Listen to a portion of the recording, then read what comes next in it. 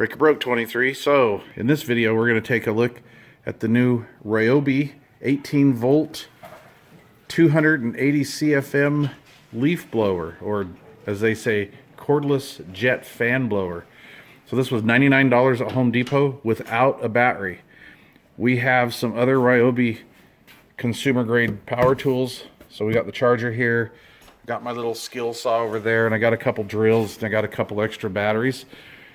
So basically what I'm going to do with this is we're going to take it out of the package. We already kind of opened it at the store because as we were checking out, we noticed that it had this little gash right here in the box. So the checker was kind enough to say, hey, let's open it up and see if it's okay. So we did that. So this model was, I believe, $99 or $138 with a battery. But I have two chargers and an assortment of batteries already. So here's the unit right here. This is kind of cool, little space age looking type unit. Kind of interesting. This nose piece locks into here thusly.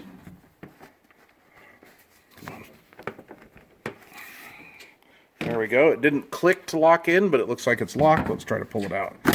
No, and it's not. So let's do this. It's hard to do it with with one hand.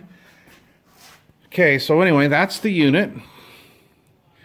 So what we're going to do is we've got a battery that's charging. In fact, it looks to be almost charged. Can't remember if it flashes green to charge, or it flashes green when it shows you that it's charged up all the way. And let me double check that. Okay, so I had to double check on that. It is solid green, so it is charged, and then flashing means that it is charging. Okay.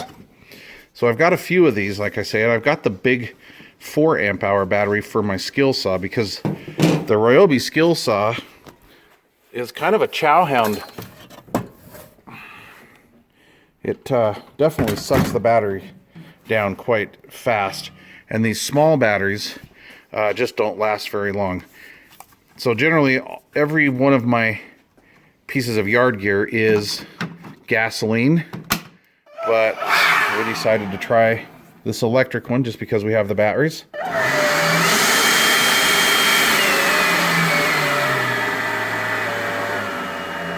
So that's actually kind of a cool feature, having an adjustable speed setting like that. So basically we're gonna see what kind of a runtime we get with this, see how it performs, and I'm gonna wrap this video up, I think, and then maybe in a month or two down the road I'll give you a follow-up video on that, and we'll just see how it goes. It was kind of a cool looking item. Like I say, we usually use like fossil fuel powered units, but we decided to buy one battery operated unit.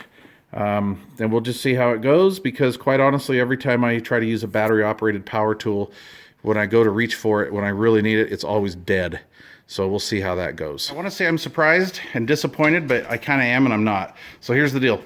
We got almost a full 9 minutes of runtime out of this. Not really impressed with that. I guess if you have a small yard and whatnot, that would be enough for you. But here's what I do like about this. So when we're blowing out the garage with the gas leaf blower, you go out this way, right?